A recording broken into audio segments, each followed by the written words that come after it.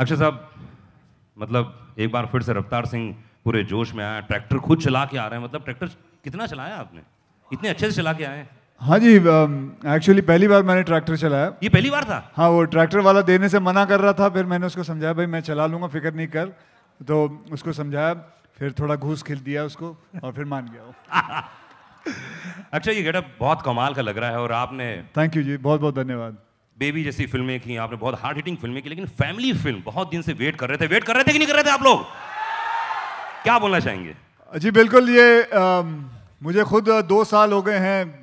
Baby हो, चाहे holiday हो, स्पेशल 26, ये सारी फिल्में जो एकदम मतलब जिसमें हंसी मजाक बिल्कुल नहीं है, ये एक ऐसी फिल्म थी, मैं इसका इंतज़ार कर रहा था कि मैं ऐसी कोई फिल्म करूं। 2 साल बाद ये ऐसी फिल्म लेके आया हूं, जो फिल्म मुझे आपके बहुत करीब लेके आई है। ऐसा एंटरटेनमेंट, ऐसी कमर्शियल फिल्म, चाहे हमारे जो फिल्म इंडस्ट्री का जो नॉर्म है, जो कहते हैं मसालेदार फिल्म, तो ये वही है, वैसी फिल्म है।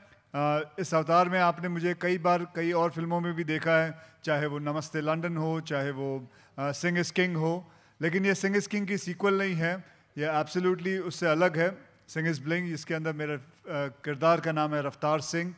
एंड बहुत ही फ़नी कहानी है, बहुत ही मैं इमोशनल तो नहीं कहूँगा, इमोशंस थोड़े बहुत हैं, लेकिन एक जैसे कि आप जानते हैं मैंने और प्रभु देवा साहब ने राउडी राठौड़ की थी, बस उसी जॉनर पे ये फिल्म है।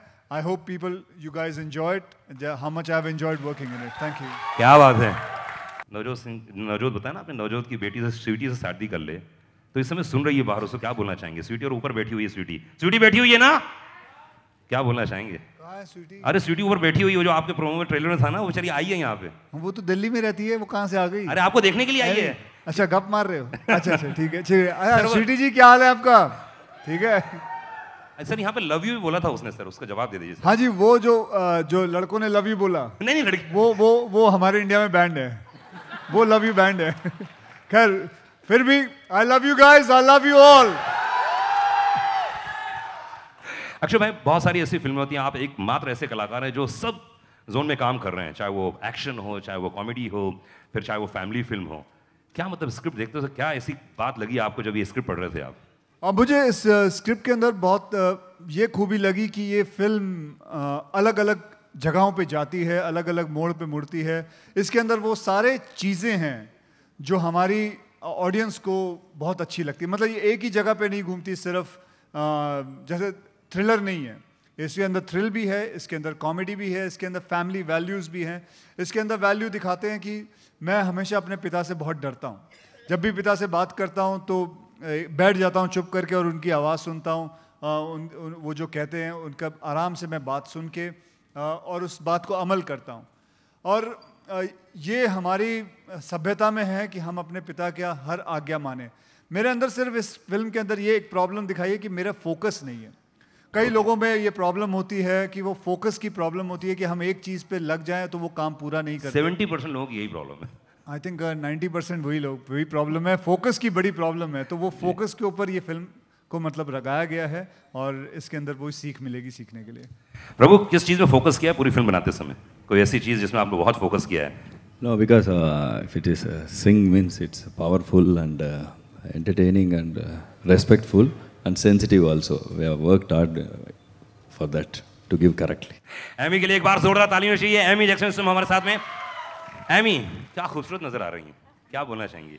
It's unbelievable, and to see that and to be a part of this team, obviously with Prabhu sir and Akshay, the Rowdy Rathore duo is unbelievable to be a part of. So I'm very fortunate. I've got a great producer, and we've had a fantastic time shooting it, and that is just spectacular. I didn't know what to expect, so it's wonderful. भाई, ये सिंग is blink, ये क्या मतलब, क्या हुआ exact? चलिए मैं आपको बताता हूँ। ब्लिंक का मतलब ये नहीं कि वो कोई चमकीले चीज़ें पहनता है। ब्लिंक का मतलब है to shine in people's eyes, to shine in your parents eyes, to shine in your neighbours eyes, to shine in your friends eyes. दुनिया की जिंदगी, दुनिया की आंखों के सामने कुछ ऐसा कर दिखाओ कि आप चमकें, और उसी का मतलब है सिंग इज ब्लिंक। तो इस किरदार को, सिंग को लिया है हमने और उसको बताया है कि वो कैसे दुनिया की आंखों के सामने चमकता है। और क्या कारनामे करता है, क्या चीज़ें करता है, and that is the whole film. पहला प्रश्न है सरदार जी से। ओके। बहुत बहुत कंग्रेचुलेशन, बहुत बहुत मुबारक हो आपको, ट्रेलर बहुत ही अच्छा है जी, बहुत बहुत धन्यवाद। मेरा आपसे एक सवाल है, सिंग इज किंग जो मूवी आई थी वो मेरी पर्सनल फेवरेट थी, क्योंकि एंटरटेनमेंट के अलावा उसमें एक मैसेज भी था, अपने विरसे तो जुड़ना, एक बहुत ही चंगा मैसेज तुसी दसिया। इस मूवी में भी कोई ऐसा कुछ मैसेज है? अगर है तो आप एक लाइन में थोड़ा सा उसे बता सकते हैं? एक्चुअली मैं बता चुका हूं कि इस फिल्म के अंदर जो मैसेज है, कीप फोकस। एक काम शुरू करो, उसे खत्म करो, कुछ भी हो जाए उसे खत्म करो। तो फोकस जो है, इस चीज़ को रखा हुआ है। मेरे किरदार में फोकस की कमी है और कैसे वो चीज़ को समझता है और आगे बढ़ता है। तो ये चीज़ इसमें, ये सीख इसमें सिखाई जाती है। सर एक और क्वेश्चन है, ये जो मूवी है, आप शिरोमणि गुरुद्वारा प्रबंधक कमेटी को आप ये मूवी दिखा रहे हैं, मतलब उनसे भी क्लियर आउट मतलब दिखाना ही होता है? जी बिल्कुल, उनके आशीर्वाद से आगे नहीं बढ़ सकते। ऑब्वियसली इसके अंदर वो सारी चीज़ें का ध्यान रखा गया है जो सिंग इज किंग में कहीं मुझसे गलती हुई थी, जिसके लिए मैंने माफ़ी भी मांगी थी।